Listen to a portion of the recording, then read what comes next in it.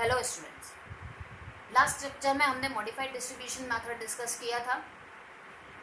आज हम एक ऐसी प्रॉब्लम रिजॉल्व कर रहे हैं जिसमें मोदी मेथड अप्लाई करने के बाद, आप राइट साइड में देख सकते हैं, मोदी मेथड अप्लाई करने के बाद जो डिफरेंस मैट्रिक्स मिलती है उसमें अगर कोई नेगेटिव एंट्री हो तो हम आगे कैसे कंटिन्यू करेंगे। So I have taken this problem.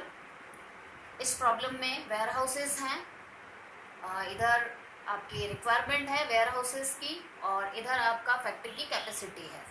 ठीक है, तो पहले इसको वॉगल्स मेथड से आपको सॉल्व करना है। तो वॉगल्स मेथड से आपको टेबल 2 मिलेगी। तो वॉगल्स मेथड को और डिटेल में समझने के लिए आप प्रीवियस वीडियोस देखिए, उसमें आपको वॉगल्स मेथड मिल जाएगा। Then applying MODI method we get difference matrix equals to this. और मोदी मेथड के को अच्छे से समझने के लिए आप इसके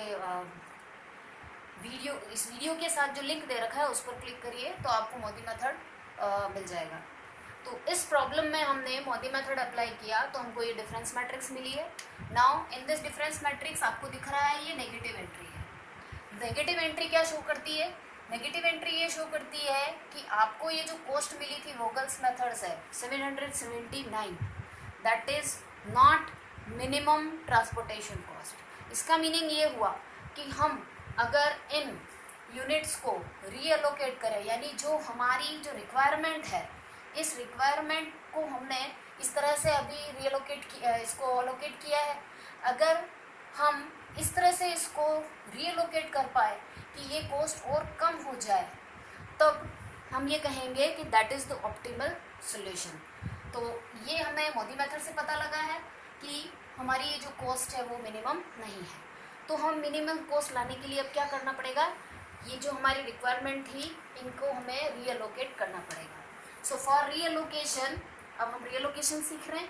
रीअलोकेशन टेबल ड्रॉ करने के लिए टेबल 2 को यूज़ लें। टेबल 2 से मैंने यहाँ जो एंट्री ली है, ये क्या ली है, मुझे रीअलोकेट करना है हमारी जो रिक्वायरमेंट थी उनको। सो हमने ये जो ब्रैकेट में जो क्वांटिटी है ये हमारी रिक्वायरमेंट है, इनकी हमने एक मैट्रिक्स तैयार करी है। अब इस मैट्रिक्स में डिफरेंस मैट्रिक्स से इसको कंपेयर करें, वहाँ एंट्री है -18, तो वो पोजीशन कौन सी है, ये पोजीशन है। तो वो एंट्री क्या शो कर रही है कि इस जगह कुछ न कुछ यूनिट रीअलोकेट होनी चाहिए। मीन्स इस जगह अगर आप ओरिजिनल में देखेंगे तो यहाँ पर कोई एलोकेशन नहीं है, सेल ऑक्यूपाइड नहीं है, लेकिन नेगेटिव एंट्री शो कर रही है कि यहाँ पर होना चाहिए। तो हम आर्बिटरली इसको कितना अलोकेट करेंगे, थीटा। नाउ आज का जो मेन एम है वो है लूप बनाना, इस थीटा को फाइंड आउट करना कि ये थीटा कितना हो। मीन्स इन एंट्रीज में से हम कितना इसको दें जिससे कि हमारी ये जो डिफरेंस मैट्रिक्स आएगी फिर से वो जो है वो उसके सारे एलिमेंट्स क्या हो, ग्रेटर देन 0 हो, और जिससे हमको बेस्ट सोल्यूशन मिल सके। अब लूप बनाने के लिए आप ध्यान रखिए कि यहाँ ये तो हमें पता लग गया कि इस नेगेटिव एंट्री को हटाने के लिए यहाँ थीटा देना है हमें। अब ऑब्वियसली हमारी जो डिमांड और जो सप्लाई है वो हमेशा मैच होनी चाहिए। अगर हमने यहाँ थीटा दिया है, दैट मीन्स यहाँ से हमारी यहाँ डिमांड कितनी थी, 8। अगर हम इस पोजीशन पर थीटा दे रहे हैं, इसका मतलब ये कि हमने थीटा यूनिट्स इस फैक्ट्री 2 से मंगवाई है, तो ऑब्वियसली यहाँ पर जो हम मंगवाएंगे वो 8 से क्या होनी चाहिए, कम। सो यहाँ पर आप क्या करेंगे, 8 माइनस थीटा। अब यहाँ अगर आपने थीटा दी है तो ऑब्वियसली इधर की तरफ आपको क्या करनी पड़ेगी, फिर से लेस करनी पड़ेगी, और इसको सेटिस्फाई करने के लिए, कॉलम की एंट्री को सेटिस्फाई करने के लिए फिर से आपको क्या करनी पड़ेगी, कम। तो लूप हम कहाँ बनाए, यहाँ बनाए, यहाँ बनाए, यहाँ बनाए, यहाँ बनाए, कहाँ से बनाए, थीटा से ओरिजिनेट होना चाहिए लूप, लेकिन बनाए किधर हम, तो उसके लिए ऑलवेज रिमेंबर कि इसके पास की जो एंट्रीज है उसमें कुछ न कुछ एलोकेशन होना चाहिए। अगर आप इस 7 को लेंगे तो आप यहाँ देखें, यहाँ पर कोई भी एलोकेशन नहीं है। लाइकवाइज आप दूसरी पोजीशन भी चेक करें तो आपको एक पोजीशन मिलती है इस तरह से। 7 को आप स्किप करें इस तरह से। ये जो मैंने लूप ड्रॉ किया है, अब आप इसमें ऑब्जर्व करें, यहाँ थीटा है, यहाँ पे एलोकेशन है, यहाँ पर भी एलोकेशन है और यहाँ पर भी एलोकेशन है। यानी थीटा के अलावा बाकी जितना भी जो कॉर्नर्स बनेंगे लूप के वहाँ पर कोई न कोई एलोकेशन होना चाहिए। तो यहाँ अगर आपने थीटा दे दिया है तो ऑब्वियसली यहाँ पर आपको थीटा कम करना पड़ेगा। सिमिलरली यहाँ पर इस कॉलम के लिए देखिए, अगर यहाँ अपना एलोकेशन था 2, अगर मैंने थीटा यहाँ से माइनस किया है तो इसको 14 बनाए रखने के लिए यहाँ पर आपको क्या करना पड़ेगा, थीटा ऐड करना पड़ेगा। तो इस तरह से ये लूप कंस्ट्रक्ट होता है। Now what is the value of theta.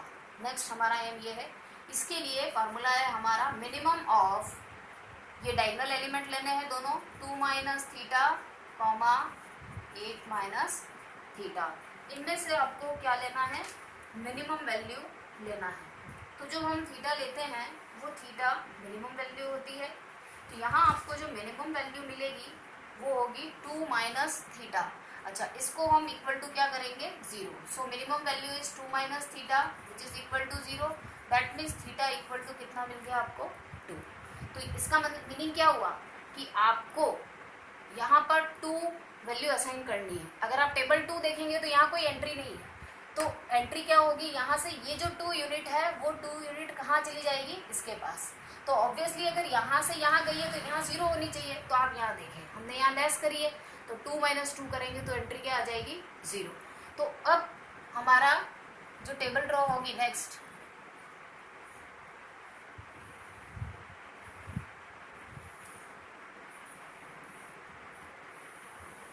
इस टेबल में आप देखिए यहाँ कोई चेंज नहीं है,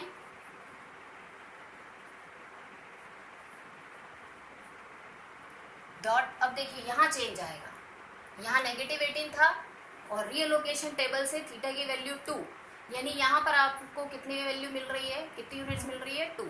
तो इस पोजीशन का आप 30 ले लें कॉस्ट, और ये हो गया आपका 2 यूनिट। यहाँ 40 पर सेम रहेगा 7, और ये जो एंट्री है ये एंट्री आपकी यहाँ से हट जाएगी, ठीक है। F3 में क्या चेंज आएगा, यहाँ डॉट, यहाँ पर क्या फर्क आएगा, 8 minus theta, theta equal to 2, यानी यहाँ कितनी यूनिट होगी, 6 डॉट, और यहाँ कितनी यूनिट कम हो जाएगी, वही थीटा वैल्यू 10, यहाँ हो जाएगी add 10 plus theta, that is equals to 12। तो अब हमारी टेबल ये रही जहाँ पर आपको कॉस्ट दी हुई है और आप कितनी कितनी यूनिट्स मंगवा रहे हैं, वो आपकी ये टेबल डिपिक्ट करती है। नाउ अब ये हम फिर से पहुँच गए उस पोजीशन में जहाँ से फिर से हमें मोदी टेस्ट अप्लाई करना पड़ेगा कि हमने जो रीएलोकेट किया है, रीएलोकेशन के बाद जो हमें टेबल मिली है, अब इसमें मोदी मेथड लगाकर हम फिर से क्या कैलकुलेट करेंगे, डिफरेंस मैट्रिक्स कैलकुलेट करेंगे, और हम चेक करेंगे कि whether the elements are greater than 0 और नॉट, यानी नेगेटिव वैल्यू नहीं मिलना चाहिए। तो ये हमें चेक करना रहता है, जो अपने आप से आप में फिर से एक आप ये समझ सकते हैं कि एक क्वेश्चन है पूरा। तो इसमें आप मोदी मेथड अप्लाई करें तो आपको DI जो है वो ग्रेटर देन 0 मिलेगा, और जो कॉस्ट मिलेगी वो मिलेगी 743 रुपीज़ टोटल कॉस्ट। और आप देखेंगे कि जो पहले हमें टोटल कॉस्ट मिली थी इसको वोगल्स मेथड से सॉल्व करने के बाद वो 779 थी। मोदी मेथड अप्लाई करने के बाद नेगेटिव वैल्यू मिलेगी, फिर हम रीअलोकेट करेंगे, लूप ड्रॉ करेंगे, और रीअलोकेट करने के बाद हमारी टेबल ये होगी। इसमें फिर से हम मोदी मेथड अप्लाई करेंगे और चेक करेंगे कि DI ग्रेटर देन 0 है या नहीं है। ये 0 होगा ग्रेटर देन, डेफिनेटली आप सॉल्व करें इसको और आपको कॉस्ट मिलेगी 743। तो इससे भी हमें और कम कॉस्ट मिल रही है, that is the best solution. तो हमारा एम था इस वीडियो का कि लूप कैसे ड्रॉ करें और कैसे रीएलोकेट करें। तो आई होप कि it will be helpful you, and new videos के लिए चैनल को सब्सक्राइब करें। Thank you very much.